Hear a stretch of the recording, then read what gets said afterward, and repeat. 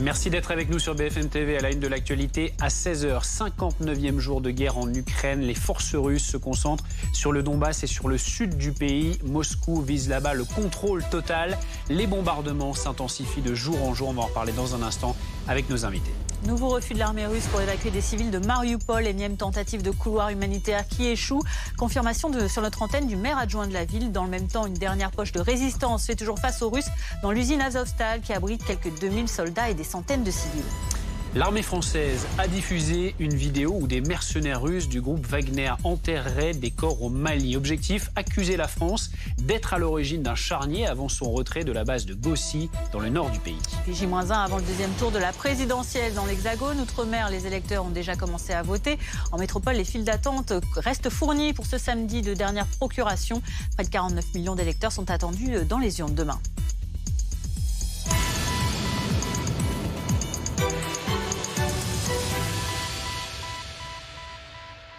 Cela fait quasiment 2 mois maintenant que la guerre a commencé en Ukraine et la stratégie russe est désormais concentrée sur le Donbass à l'est et le sud du pays. Maxime Brandstetter, vous êtes à Zaporijjia, vous êtes près du front sud. À quoi ressemble la vie près du front ? Eh bien, c'est très simple.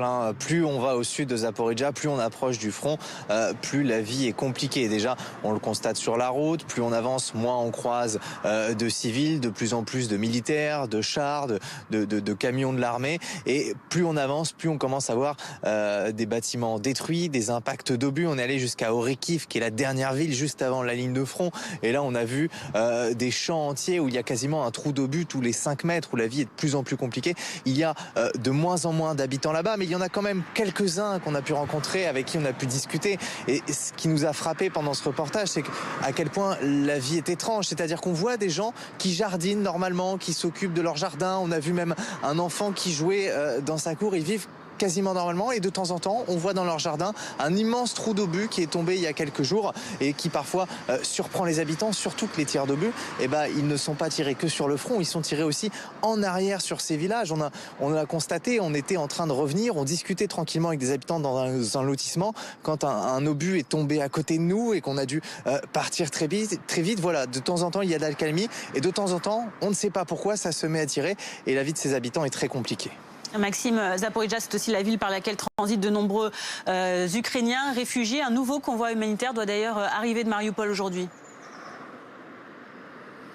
Oui, alors pour ça, on a malheureusement une mauvaise nouvelle. On vient d'avoir le chef de l'administration régionale de Mariupol, qui est ici à Zaporijjia, et c'est lui qui coordonne ces convois.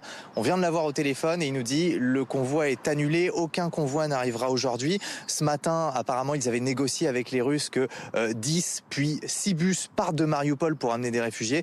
Les Russes ont annulé, ils n'ont pas donné de raison. Donc encore un jour sans qu'aucun réfugié n'arrive. Pour vous dire, ça fait 3 jours normalement que ce convoi, que ce couloir vert est ouvert. Et pourtant, on a essayé plusieurs fois de suivre des bus. Alors une fois, ils n'ont pas pu avancer parce qu'il y avait des combats devant. Et au final, au total, sur 3 jours, on nous promettait une capacité de 5 à 6 000 réfugiés par jour avec 90 bus. Et finalement, sur 3 jours, il n'y a qu'une fois où des bus sont arrivés. Il n'y en avait que 3 et 79 personnes. Alors qu'il reste encore beaucoup de civils à Mariupol. On parle de cette situation avec nos invités, Emmanuel Dupuis, président de l'Institut Prospective et Sécurité en Europe, spécialiste des questions de sécurité, de défense et d'armement, et Patrick Martin-Genier, enseignant à Sciences Po, spécialiste des questions européennes et internationales. Emmanuel Dupuis, combien de temps comment progresse l'armée russe dans cette zone du Donbass ? Alors pour l'instant, on n'est pas du tout sûr, ou plutôt il se confirme que la grande offensive n'a pas commencé. Il y a quelques jours, on pensait que c'était le cas. Non, il y a eu des tirs d'artillerie, il y a une consolidation du front. Les troupes russes sont en train d'arriver. Le rapport de force d'ailleurs est largement défavorable à l'armée ukrainienne, qui y a mis ses meilleures troupes, mais qui y est depuis longtemps, depuis 2014. Donc d'une certaine façon, ils tiennent la position que les Russes vont essayer d'attaquer. On le voit à travers ce plan, à travers plusieurs fronts. Le rapport de force, c'est à peu près de 1 pour 3. On parle donc les États-Unis ont confirmé 76 groupements tactiques, c'est-à-dire peu ou prou 80 000 hommes. C'est-à-dire qu'il y en a à peu près une trentaine qui ont déjà été détruits ou qui sont inopérationnels, puisque les troupes russes avaient quasiment 120 bataillons au début du conflit. Et l'on parle donc de l'autre côté ukrainien, d'à peu près une douzaine de bataillons, de brigades, pardon. Donc là, on est à peu près à 30 000, 40 000. Donc le rapport de force n'est pas en faveur des Ukrainiens, mais ce n'est que le début. Et justement, les troupes russes arrivent. elles sont d'autant plus en train d'arriver qu'elles se consolident à travers deux fronts, vous l'avez dit, le front du sud-est, le Donbass, qui semble être le principal objectif que le président Poutine veut présenter le 9 mai, mais aussi ne pas oublier les troupes qui sont déjà en Crimée et qui, d'une certaine façon, continuent à avancer en direction de Kherson, de Mykolaïev et potentiellement d'Odessa. Patrick a évoqué le tir d'un missile, mais qui vont à un moment ou à un autre, une fois que Mariupol sera définitivement, entre guillemets, sous contrôle russe, converger vers le Donbass. Donc il va y avoir une sorte d'étau qui, évidemment, constituera là le début de cette grande offensive dans lequel les villages avoisinant les villes qu'on a évoquées, notamment autour de Dnipro, etc., vont être, et là pour le coup, sans doute sous un feu nourri. Dans un deuxième temps, on est un petit peu loin de la zone de conflit, enfin de la zone de front. La zone de front est grande, 500 km, mais il y a une certitude, c'est que les Russes ont compris qu'ils devaient éviter, autant que faire se peut, de rentrer dans les villes. On a bien vu que Mariupol a tenu 2 mois, donc il est tout à fait possible qu'ils veuillent engager le combat en terrain, entre guillemets, dégagé. Et c'est peut-être là tout l'enjeu du conflit à venir. Les Ukrainiens ne sont pas en position de faiblesse de ce point de vue-là. Alors on le disait, l'opération d'évacuation de Mariupol a à nouveau été annulée aujourd'hui. C'est ce que nous a confirmé tout à l'heure le maire adjoint de la ville. Écoutez.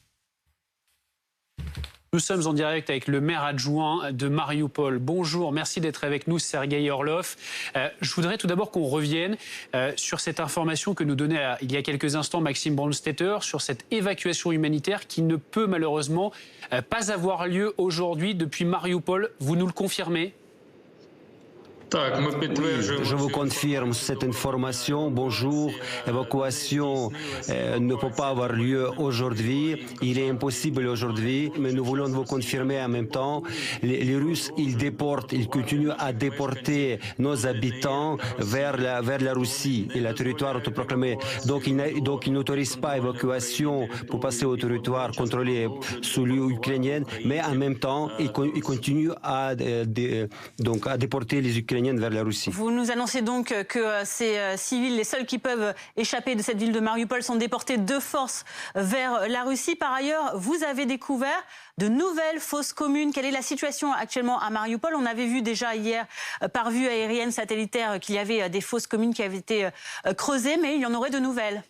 Nous confirmons que la Russie continue à déporter d'une manière obligée, forcée, depuis quelques semaines déjà. Et par jour aujourd'hui, nous considérons qu'il y a à peu près 40 000 personnes qui sont déportées. Nous pensons que c'est un crime de guerre, c'est le génocide. Aujourd'hui, nous avons trouvé une information qu'il y a 306 habitants de Mariupol. Ils sont envoyés à Nakhotka, donc en Sibérie. Donc, il y a 700 habitants aussi étaient aussi expulsés en Russie. Donc, ils nous envoient dans les régions dépressives, très éloignées. Sur la question des fosses communes, combien de nouvelles fosses communes avez-vous découvert ? Dès le début de la guerre, qui continue pour Mariupol depuis 54 jours, il y avait déjà tué, à cause des bombardements, beaucoup d'habitants de Mariupol. Aujourd'hui, nous considérons qu'il y avait 21 000 habitants qui sont morts. Il s'agit, je confirme, des personnes civiles, des habitants civils qui étaient tués à cause des bombardements et des combats qui sont déroulés en ville. Donc on a entendu parler qu'il y a des crématoriums mobiles. On essaye de prouver cette information et on a aussi vu 2 confirmations que la Russie, justement, dans 2 endroits, ils ont fait 2 charniers, 2 fosses communes. On a trouvé 2 endroits, 2 villes. Donc une qui se trouve à peu près à 15 km à l'ouest de Mariupol, c'est ce village Mangouche. Là-bas, on a trouvé des enterrements frais, parce qu'il y a 2 semaines, il n'est pas encore cette tombe. C'est une fosse commune, c'est un charnier. On pense qu'il y a 3000 personnes qui sont enterrées là-bas. Et aussi, il y a un autre endroit, c'est à l'est de Mariupol, à 5 km, ce village Vinogradne. Et nous considérons que là-bas aussi, pendant 2 dernières semaines, il y avait 1000 personnes qui étaient enterrées. Donc, c'est les crimes que la Russie a commis et qui essaye de cacher, mais c'est confirmé justement par des images satellites. On rappelle que vous êtes maire adjoint de Mariupol, mais que vous avez par ailleurs travaillé 12 ans dans l'usine Azovstal. C'est là que sont aujourd'hui massés 2000 soldats, visiblement soldats ukrainiens, avec de nombreux civils. Qu'est-ce que vous pouvez nous dire de ce site industriel, de cette usine? Comment elle est constituée et comment vont tenir ces militaires et ces civils qui s'y sont réfugiés? Je ne peux pas commenter l'information concernant les militaires parce que je suis représentant de l'administration civile. Je sais que les militaires de l'armée ukrainienne, ils défendent le sud de notre ville et c'est le territoire de l'usine Azovstal et le territoire qui se trouve à côté de Azovstal. Ils se trouvent en situation difficile parce que depuis 52 jours, ils sont encerclés, ils sont bombardés tout le temps et c'est le mensonge total que la Russie a arrêté de les attaquer. Ils continuent à bombarder et avec tir d'artillerie, continuent à bombarder Azovstal. Concernant Azovstal en tant que tel, effectivement, c'est un grand complexe industriel, métallurgique, sous ce combinat. Il y a beaucoup de tunnels, il y a une galerie de tunnels, beaucoup de communications souterraines. Et aussi, sur le territoire de l'usine, il y a aussi un abri qui était fait encore à l'époque soviétique, donc où la population civile est cache. À ce que je sache, il y a entre 600 et 800 civils qui se cachent dans cet abri anti-aérien. Et donc, cet abri, il se trouve à côté le plus près des immeubles de la sortie. Donc, ce qui se cache là-bas, c'est les habitants locaux ou les gens ou les familles des habitants qui ont vécu à côté. C'est très très difficile aussi parce qu'ils se cachent dans ce bunker, ils ne peuvent pas sortir. Et en ce moment, la Russie utilise des bombes très lourdes à 3 tonnes, donc qui détruisent les civils, même ceux qui se trouvent dans ces abris. Le soutien logistique de l'Occident va-t-il être décisif dans cette guerre contre la Russie? La France va désormais livrer des armes offensives à l'Ukraine. Elle se contentait jusque-là de livrer un soutien défensif. On va y revenir avec nos invités dans un instant. Tout d'abord, écoutez le président Zelensky qui se félicite de cette aide des Occidentaux. Je suis reconnaissant envers tous nos partenaires qui nous ont finalement entendus en nous livrant ce que nous avions demandé.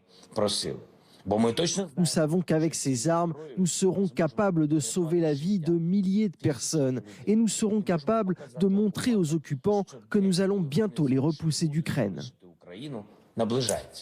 Et la France, donc, qui s'est engagée à livrer des armes offensives à l'Ukraine, notamment des missiles Milan et des canons César. Qu'est-ce que ça peut changer dans ce conflit, Patrick Martin-Genier? Je crois que ça peut radicalement changer l'affaire. Vous savez que Volodymyr Zelensky en appelle à tout l'Occident, notamment l'Allemagne a été critiquée, Olaf Scholz va devoir également changer sa position, le Danemark a également envoyé des armes, et donc la France, effectivement, envoie des armes offensives. Je crois que c'est ce dont nous avons besoin, enfin, quand je dis nous, les Ukrainiens ont besoin aujourd'hui pour se défendre, car vous savez que les négociations sont naturellement au point mort. Il n'y a strictement rien à négocier. Pour l'instant, c'est la défense de l'intégrité territoriale de l'Ukraine. Et si on veut que cette Ukraine soit défendue et souveraine, il faut envoyer des armes qui sont des armes létales, qui sont capables non seulement de se défendre, mais d'avoir une offensive. La meilleure défense, c'est l'attaque, et donc de détruire le matériel et de détruire les forces ennemies pour continuer. Et c'est ce qu'il faut. Il faut que ces armes soient acheminées le plus rapidement possible, de façon à permettre à cette armée ukrainienne de continuer à résister, notamment à Mariupol, dont on dit qu'elle pourrait tomber dans les heures qui viennent, effectivement, parce qu'il y a le rouleau compresseur russe qui est là quand même, les effectifs. On sait que les Russes ont recruté des militaires supplémentaires, ont relancé la conscription. Donc seules les armes de l'Occident doivent permettre effectivement de défendre effectivement cette ville et l'Ukraine. Emmanuel Dupuis, on a vu donc ces envois de la France, ces détails sur les missiles Milan, sur les canons César. Il y a aussi les États-Unis qui sont beaucoup plus avancés sur l'envoi de leurs armements. Ils ont encore annoncé un dernier wagon de 800 millions de dollars d'armement qui vont être envoyés pour un total de plus de 4 milliards d'euros d'aide au total. Est-ce que ces armes envoyées par l'Occident, elles sont décisives dans cette guerre en Ukraine face à la Russie? Bien sûr, Patrick l'a très bien dit, elles sont d'autant plus décisives qu'elles arriveront rapidement sur le théâtre d'opération. Et ça, c'est plus compliqué. Premièrement, parce qu'elles transitent par des pays qui ne veulent pas s'impliquer directement ou qui veulent donner l'impression qu'elles sont le moins impliquées possible. Je pense évidemment à la Pologne ou à la Roumanie, mais la plupart des armes, en tout cas les armes américaines, transitent par les bases qu'ils ont en Pologne. Donc il faut que ces armes arrivent. La France a proposé, je crois, avec justesse, l'envoi de 12 camions, 12 camions équipés donc de canons qu'on appelle des Césars, dont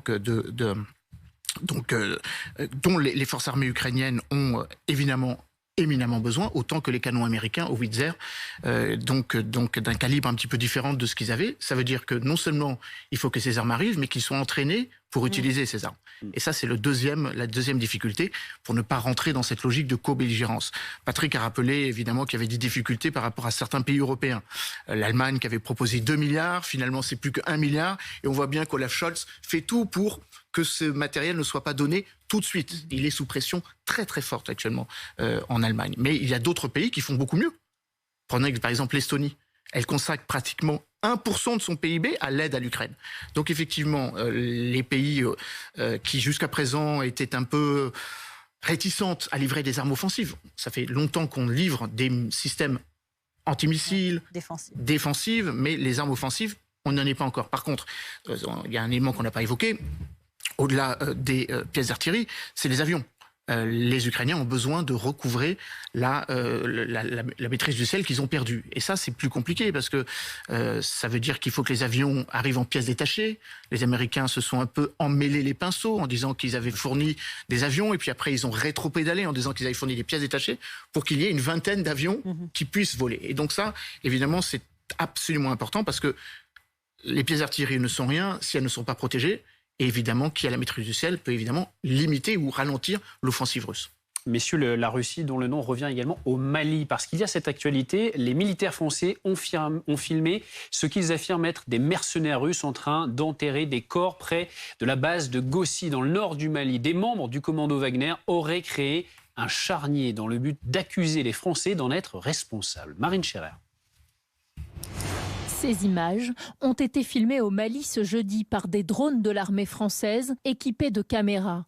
On y voit une dizaine d'individus recouvrir des cadavres de sable. Un charnier créé dans le but d'accuser la France d'exaction, selon l'état-major.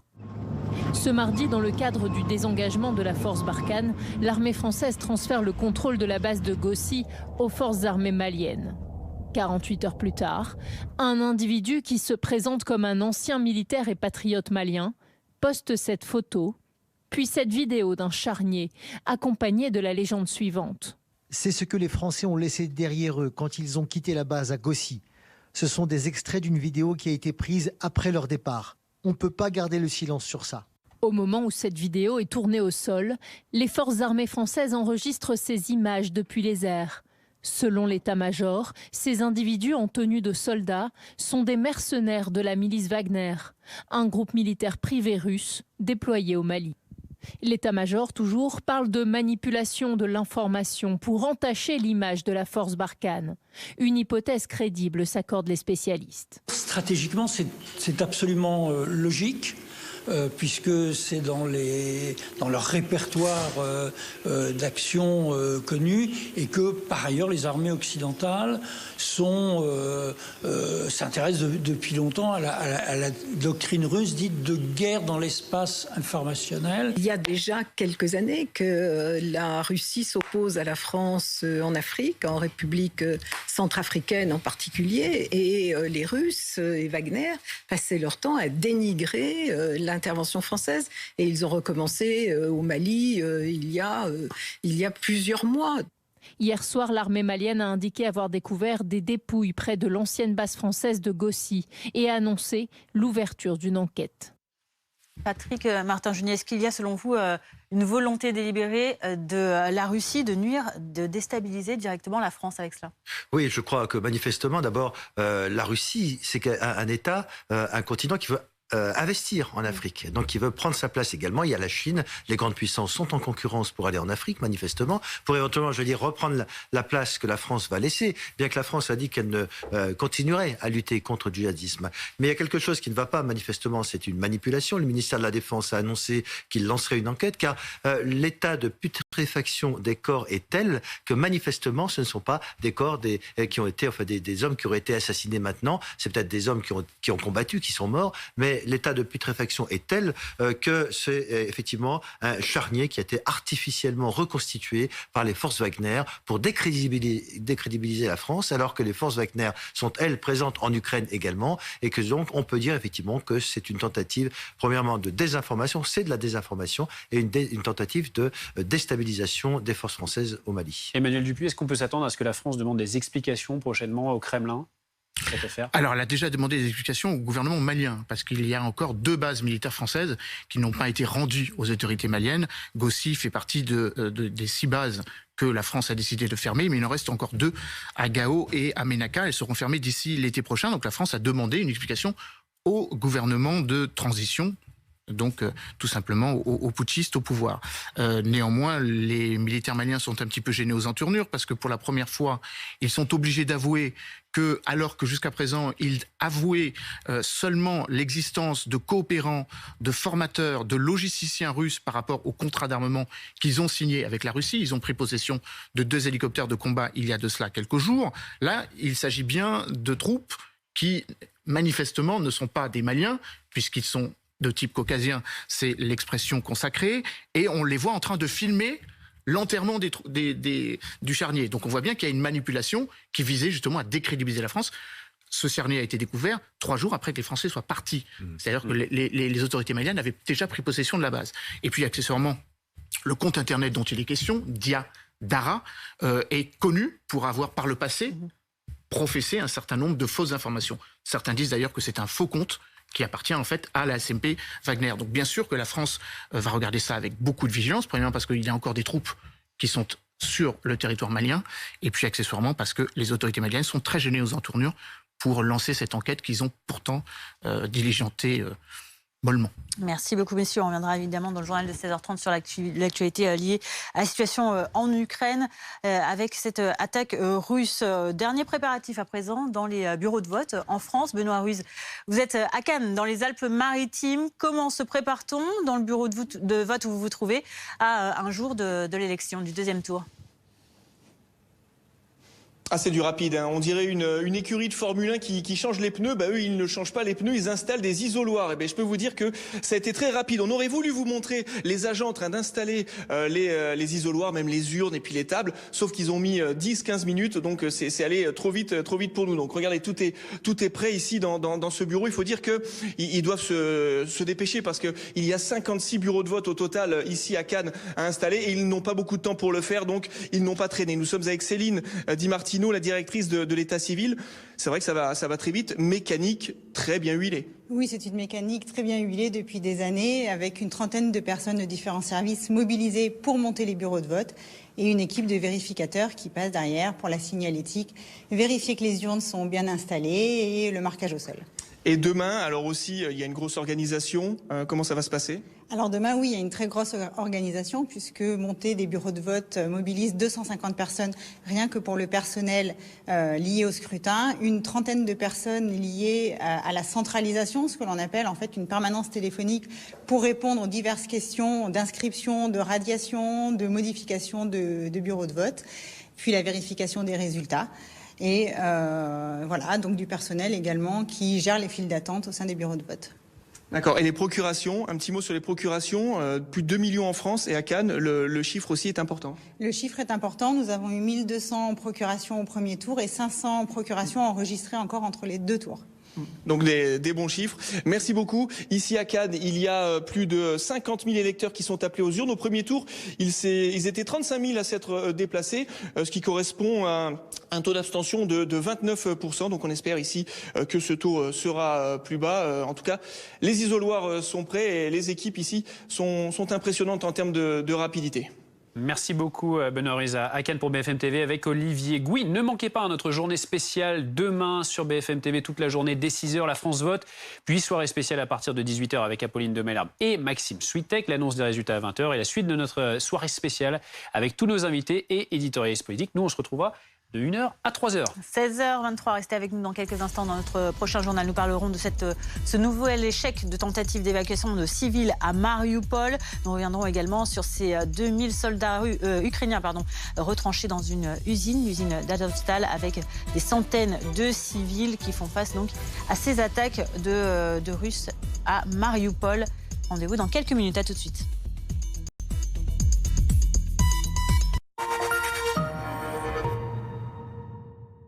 AutoHero, c'est le site pour acheter une voiture d'occasion en ligne. Nous vendons seulement des voitures provenant de notre propre inventaire. Elles sont toutes contrôlées et entièrement révisées par nos experts.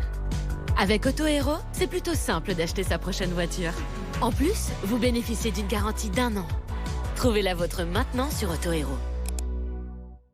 Vous aussi, vous voulez faire comme j'aime? Mais avant de commencer, vous voulez savoir combien ça va vous coûter. Et c'est normal. En fait, ça dépend de votre objectif de perte de poids et de votre morphologie. Je vais vous montrer comment faire un devis, rien de compliqué. Vous allez sur le site commejaime.fr. Vous faites votre demande de devis en ligne. C'est simple, gratuit et sans engagement. En quelques minutes, vous connaîtrez le prix de votre programme pour perdre vos kilos en trop. Alors maintenant, plus d'excuses. Dès la semaine prochaine, commencez à perdre du poids. Alors rendez-vous sur commejaime.fr. commejaime.fr.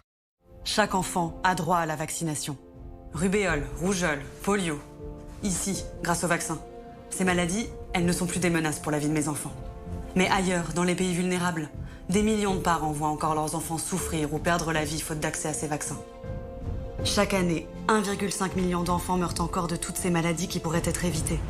Alors chaque jour, sur le terrain, les équipes UNICEF viennent en aide à tous ces enfants en danger.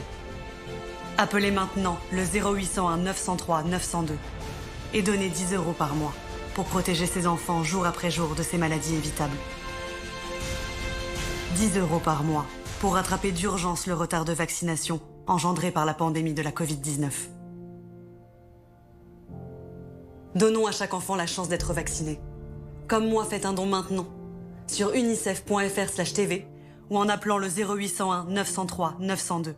0801 903 902. Merci. Du coup, je le mets où, celui-là? Direct Assurance, bonjour. Oui, j'ai souscrit sur votre site hier soir. Résultat, mon appart est déjà assuré. Bravo. On m'avait dit que vous étiez super. Et ben, vous savez quoi? Vous êtes les meilleurs. Le seul risque avec une assurance qui assure dès le lendemain, c'est que vous l'aimiez. Avec Everly, sélectionnez votre supermarché préféré et vos produits. Votre shopper vous livrera vos courses même dans la journée. La livraison est offerte. Everly, on adore faire vos courses.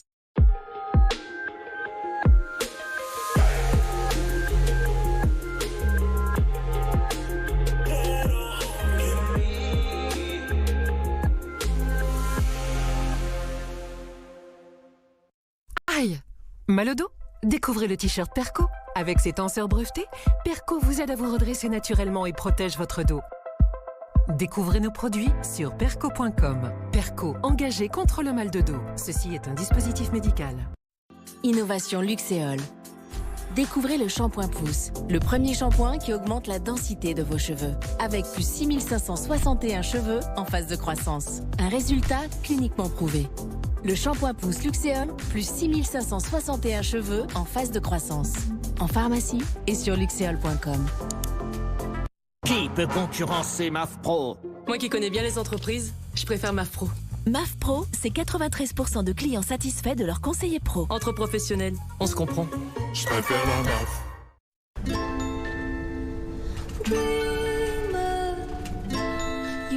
Allô, station orbitale ici la Terre, vous me recevez?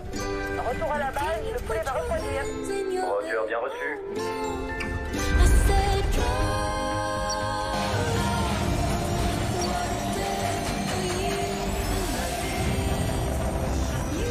Repoussez les limites en mode Wi-Fi SIM avec la nouvelle Livebox et son Wi-Fi 6E. Orange. La météo avec les déménageurs bretons, élue entreprise spécialiste du déménagement la plus connue des Français. Info sur déménageurs-bretons.fr.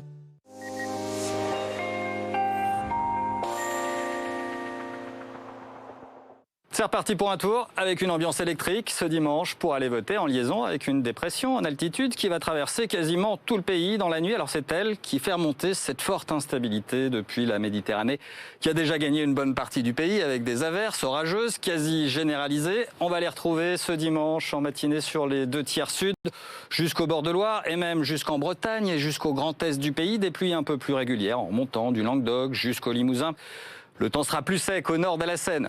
Dans l'après-midi, ça devrait se dégager progressivement en Nouvelle-Aquitaine, Occitanie, près des côtes, en Méditerranée. On va retrouver quelques éclaircies, on aura un peu moins de vent pour cette journée. Et surtout, on va retrouver de bons moments de soleil en allant en direction des Hauts-de-France, du bassin parisien et jusqu'à la Normandie dans l'après-midi. En revanche, une nouvelle salve orageuse va se déclencher de la Bretagne jusqu'au Massif central, puis en direction de la Bourgogne-Franche-Comté et en Champagne en soirée. Les températures vont légèrement baisser le matin. Elle reste un assez bon niveau tout de même, comptez un minimum de 4 degrés pour Aurillac, 12 degrés à Paris ou alors du côté d'Ajaccio. Dans l'après-midi, on sera très légèrement en dessous des moyennes. Disons qu'on aura un peu de mal à dépasser les 20 degrés cette fois-ci. 20 degrés tout juste du côté de Perpignan, vous aurez 19 à Paris. Il fera 17 à Bordeaux, un minimum de 12 degrés du côté d'Aurillac ou encore à Dijon pour ce dimanche. C'était la météo avec les déménageurs bretons, élus entreprise spécialiste du déménagement la plus connue des Français. Info sur déménageurs-breton.fr. 16h30 sur BFM TV à la une de l'actualité. En ce 2e mois de combat en Ukraine, l'armée russe annonce intensifier son offensive sur l'Est ainsi que sur le Sud. Objectif relier le Donbass, la Crimée, la Transnistrie à la frontière avec la Moldavie. Par ailleurs, au moins 5 personnes ont péri dans des bombardements à Odessa ainsi qu'au moins 18 blessés. Que présage ce changement tactique russe? On en parle avec nos invités.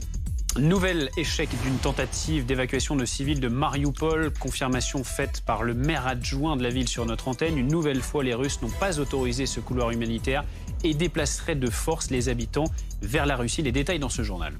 Près de 49 millions de Français vont élire demain leur prochain chef de l'État entre Emmanuel Macron et Marine Le Pen. Dans l'Hexagone, les bureaux de vote se préparent. Les électeurs d'outre-mer, mais aussi les expatriés du continent américain ont, eux, déjà commencé à voter.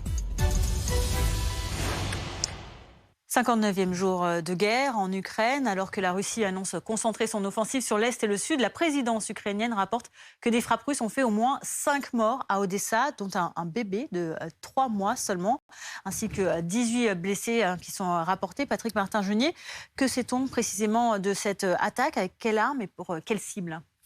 Bien écoutez, l'objectif est très clair, c'est de détruire les infrastructures portuaires, car une fois cela vient d'être dit, il s'agit d'empêcher donc ce pays d'exporter, puisque c'est un grand port d'exportation. Ils savent qu'ils ne peuvent pas maîtriser Odessa, mais ils veulent détruire autant que possible toutes les infrastructures portuaires. Donc c'est effectivement des tirs de missiles. Il y en a eu 4 en réalité. 2 ont atteint leur cible et 2 ont été détruits par la défense anti-aérienne des Ukrainiens. Vous l'avez dit, 5 morts. Donc c'est toujours la même technique, tuer, terroriser la population, les civils, et pas uniquement détruire les cibles militaires. C'est encore une fois une tentative d'intimidation, mais ça ne tiendra pas, car évidemment, s'ils ont l'objectif de prendre le port d'Odessa, ils n'en ont toujours pas les moyens, mais il s'agit encore une fois de terroriser la population. 18 blessés quand même, et ce n'est peut-être pas le dernier missile qui arrivera sur Odessa.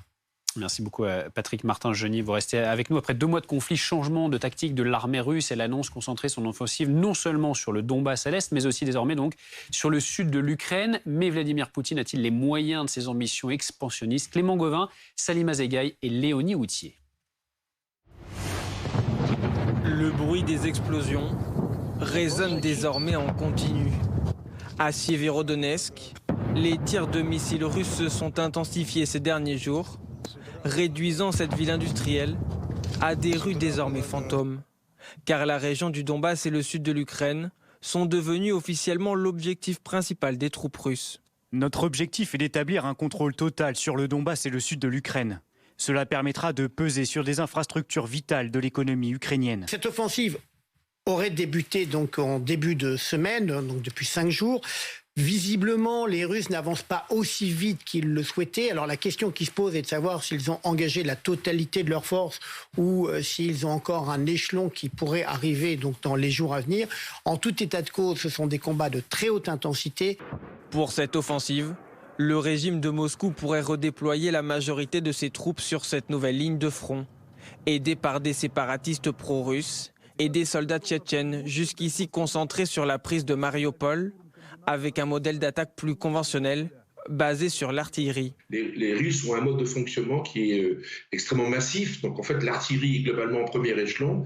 Et donc il y a un feu d'artillerie, un feu d'obus qui va tomber sur les objectifs. Et après, vous avez les blindés et l'infanterie qui arrivent derrière. De son côté, l'armée ukrainienne pourra s'appuyer sur de nouvelles livraisons d'armes par les pays occidentaux, dont la France, pour résister aux forces russes dans une région en proie au combat depuis 2015. On est quand même sur des lignes fortifiée, la ligne fortifiée ukrainienne qui est là depuis 2015 et qui est certainement une des lignes fortifiées les plus solides au monde après celle de la zone démilitarisée en Corée.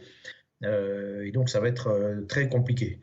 Selon le ministère de la Défense britannique, l'armée russe n'a pas réussi à progresser dans la région durant les 24 dernières heures à cause de la résistance ukrainienne.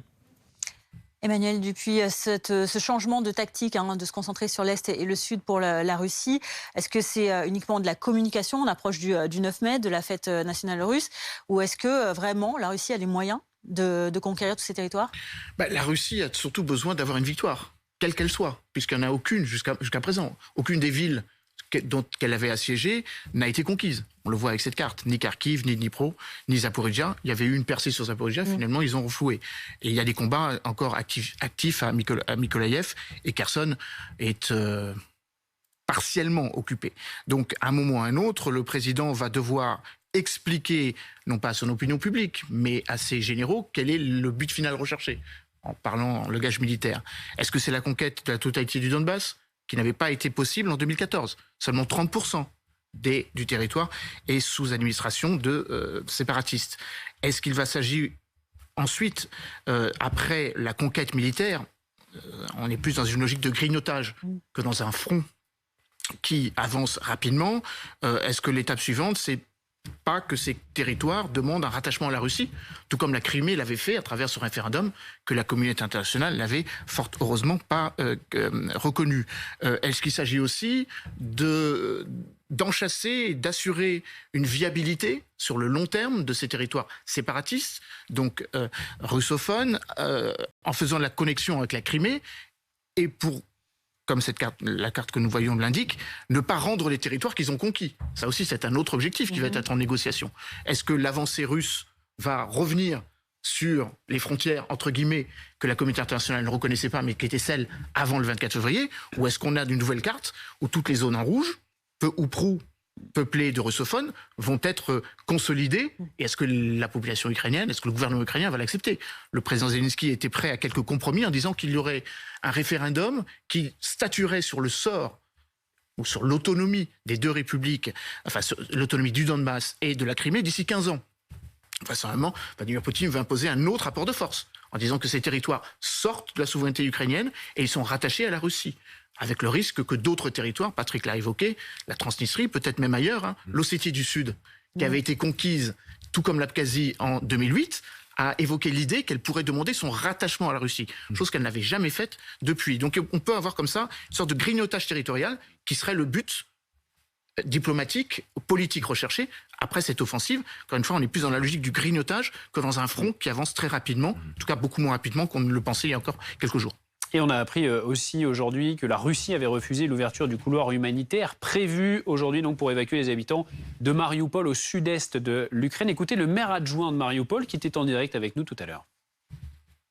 L'évacuation ne peut pas avoir lieu aujourd'hui. Il est impossible aujourd'hui. Et les contacts que nous avons avec la Russie, avec la partie russe, on ne peut plus les recontacter, mais nous voulons vous confirmer en même temps, les Russes, ils continuent à déporter nos habitants vers la Russie et le territoire autoproclamé. Donc ils n'autorisent pas l'évacuation pour passer au territoire contrôlé sous l'Ukrainienne, mais en même temps, ils continuent à déporter les Ukrainiens vers la Russie.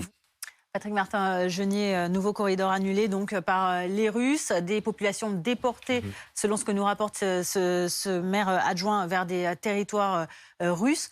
Quel est l'objectif ?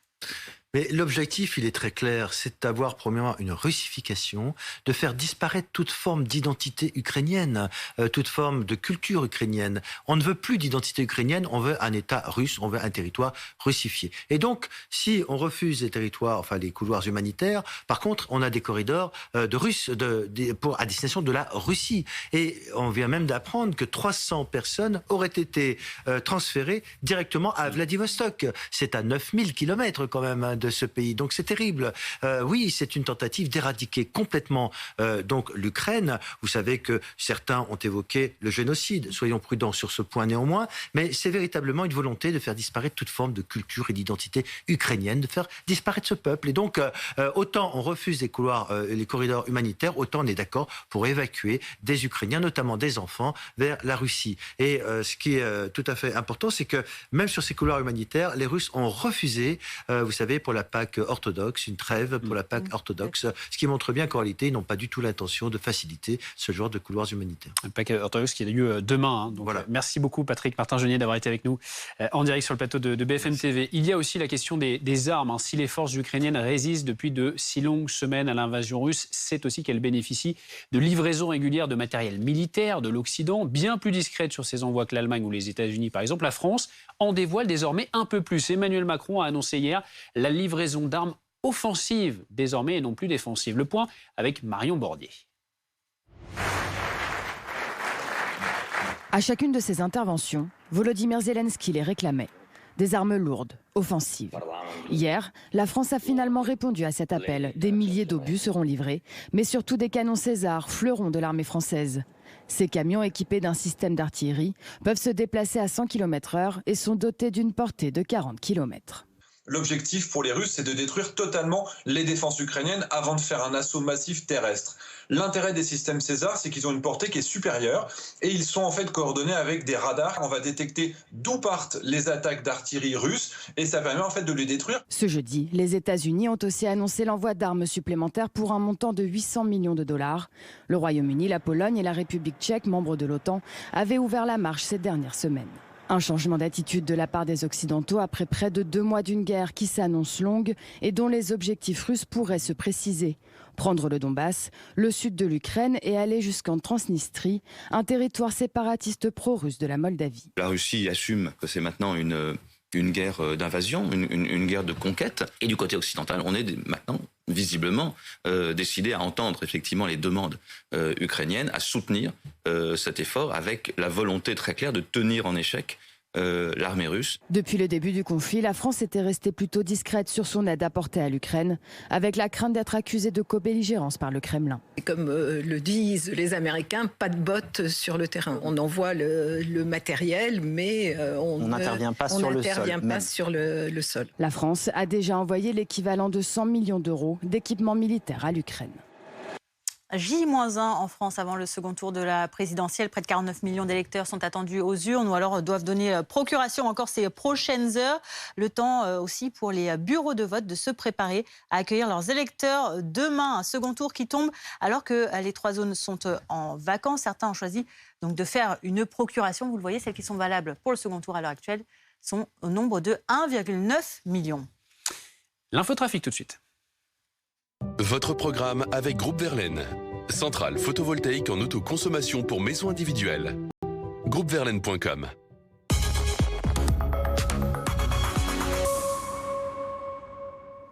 Ce week-end, les 3 zones sont en vacances en même temps. Et pourtant, bonne nouvelle, c'est vert, vous le voyez aujourd'hui, dans les 2 sens de circulation. Pas de difficulté majeure demain. Ce sera orange uniquement pour les départs en Ile-de-France. Vous avez regardé votre programme dans les meilleures conditions avec Groupe Verlaine, l'isolation de maison par l'extérieur avec aide de l'État. Groupeverlaine.com. 16h41, restez avec nous dans quelques minutes, nous reviendrons sur cette nouvelle stratégie, nouvelle tactique militaire de la Russie, 59e jour de guerre, la Russie qui se concentre sur le Donbass et pilonne le sud du pays, faisant notamment au moins 5 morts à Odessa, on en parle dans quelques instants.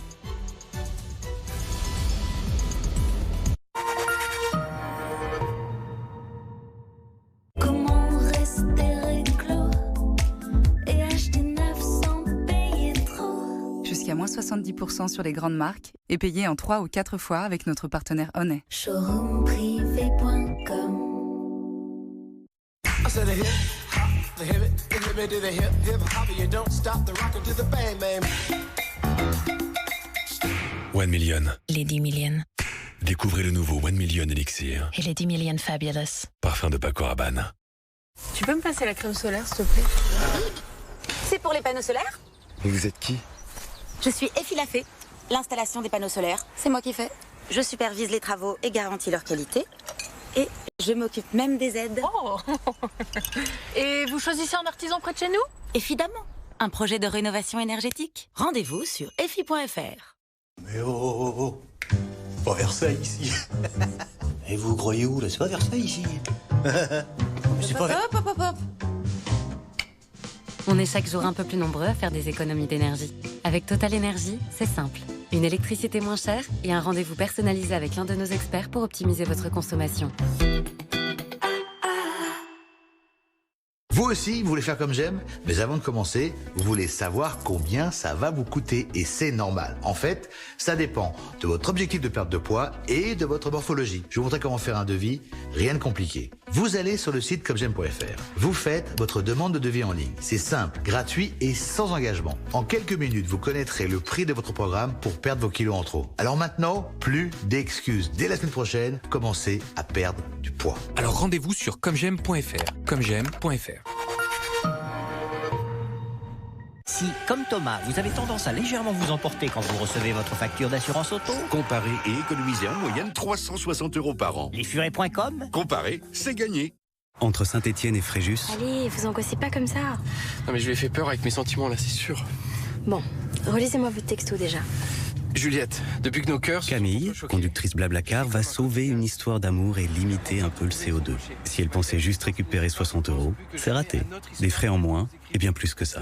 Blablacar. C'est parti. On le sait, tout va jouer sur la fraîcheur physique.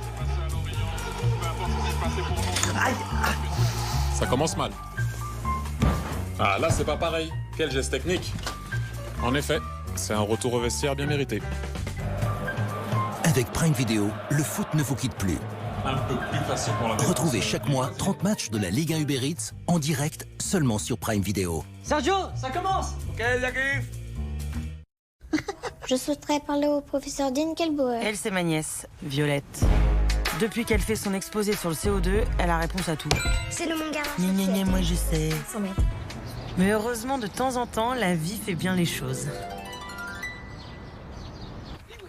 Et tu savais que l'électricité d'EDF est à 97% sans CO2?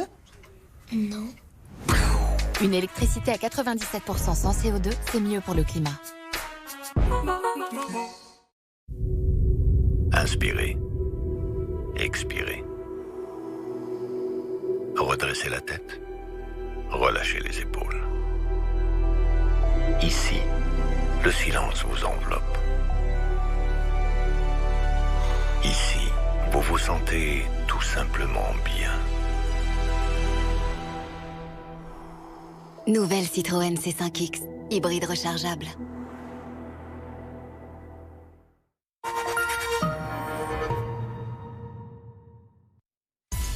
Merci d'être avec nous sur BFM TV. À la une de l'actualité, 59e jour de combat en Ukraine. L'armée russe annonce intensifier son offensive sur l'Est, mais aussi sur le Sud. Le cabinet du président ukrainien annonce au moins 5 morts dans des frappes russes ce samedi à Odessa, dont un bébé de 3 mois et 18 blessés. Près de 49 millions de Français vont élire demain leur chef de l'État entre Emmanuel Macron et Marine Le Pen. Dans l'Hexagone, les bureaux de vote se préparent. Les électeurs d'outre-mer, mais aussi les expatriés du continent américain, eux, ont déjà commencé à voter. Demain, cela fera 2 mois pile que la Russie a envahi l'Ukraine dans la violence. Plus de 5,2 millions de réfugiés ukrainiens ont déjà été recensés par l'ONU depuis le début de la guerre. La situation humanitaire se détériore de jour en jour dans le pays. Clémence Dibou, vous êtes notre envoyée spéciale à Dnipro. Des convois humanitaires sont attendus dans la ville en provenance de Kherson, mais ils sont toujours bloqués sur la route. Oui, ça fait des jours que ça dure. En fait, hier, avec David Bouteiller, on était à Krikovice, une ville un peu plus à l'est, plus près de la ligne de front et donc plus près de Kherson. On nous a expliqué sur place que ça faisait une semaine qu'était négocié âprement ce convoi humanitaire qui devait pouvoir faire sortir des civils de 3 localités autour de Kherson pour pouvoir être extraits des zones contrôlées par les Russes. 10 bus ont été affrétés avec des conducteurs de bus. Ils sont partis, ils sont rendus sur place, mais là, le premier checkpoint de l'armée russe, les soldats ont tiré en l'air et ont demandé de rebrousser chemin, ce qui complique effectivement ces convois humanitaires. Il y a eu une tentative aussi encore ces derniers jours, ces dernières heures pour un nouveau convoi humanitaire depuis Mariupol cette fois-ci. Toujours rien de concret et c'est vrai qu'ici à Dnipro, grand centre humanitaire, arrière-base du pays et centre d'accueil pour beaucoup de réfugiés, on attend des nouvelles venues. On est dans l'expectative de ces convois humanitaires qui sont maintenant bloqués. Dnipro, comme tout le reste de l'Ukraine, qui s'apprête aussi ce soir à fêter la Pâque orthodoxe, une très grande fête importante ici. Or, les autorités de Dnipro avaient annoncé tout à l'heure que le couvre-feu était levé ce soir pour permettre aux habitants de se rendre dans les églises et de fêter cette fête. Or, la situation n'est plus claire depuis quelques instants parce que l'armée ukrainienne a annoncé que ces églises, ce soir, ces rassemblements pourraient être un objectif de l'armée russe et que donc il serait plus prudent de fêter cette fête religieuse ce soir pour les Ukrainiens à domicile. En direct de Dnipro, Clémence Dibou avec David Bouteiller. Et puis à l'est, en pleine zone de combat depuis des semaines, Mariupol est quasiment entièrement tombé aux mains des Russes. Une nouvelle tentative d'évacuation humanitaire a échoué aujourd'hui suite à un nouveau refus de l'armée russe. Près de 2000 soldats ukrainiens résistent encore, retranchés sur le site de l'usine Azovstal. Aux côtés de centaines de civils qui tentent d'échapper au bombardement, les militaires demandent à ce qu'ils puissent être évacués en toute sécurité. Kelly Lafin. Nous avons apporté de la nourriture pour les enfants. C'est une vidéo fournie par les soldats ukrainiens du régiment Azov. Ils disent l'avoir réalisée à l'intérieur de l'usine d'Azovstal. Ils se filment traversant un couloir sur lequel il est écrit « Enfant » en russe. Ils mènent à cette pièce visiblement transformée en dortoir. Comment vous allez les filles? Est-ce que vous avez terminé les paniers que vous fabriquiez? Nous avons joué au téléphone, mais nous voulons rentrer à la maison. Nous voulons voir le soleil. Regarde notre jeu. Bonjour. Maintenant que vous êtes là, je voudrais vous dire quelque chose. Nous voulons tous vraiment rentrer à la maison. Nous voulons rentrer vivants, voir nos parents. Je veux dire, nos proches. Il nous manque tellement. Des femmes sont également présentes. Certaines portent les vestes des ouvriers de l'usine. Depuis combien de jours êtes-vous ici? Plus de 50. Depuis le 27 février. Vous travaillez toutes les deux à Azovstal? Non, nous sommes les familles des ouvriers.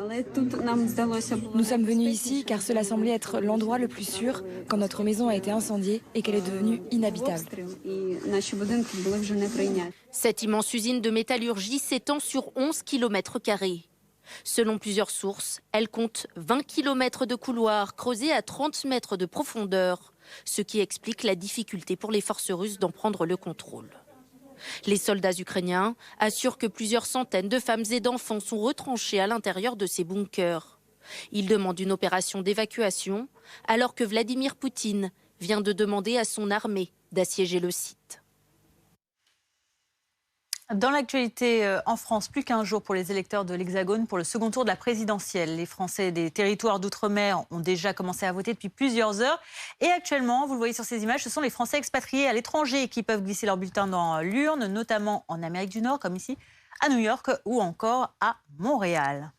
Et ne manquez pas notre journée spéciale demain, toute la journée sur BFM TV. Dès 6h, la France qui vote, suivi de notre soirée spéciale à partir de 18h, présentée par Apolline de Malherbe et Maxime Switek. L'annonce des résultats, ce sera bien sûr à 20h. Et la suite de notre soirée spéciale avec tous nos invités et éditorialistes politiques. Et puis nous vous retrouverons de 1h à 3h.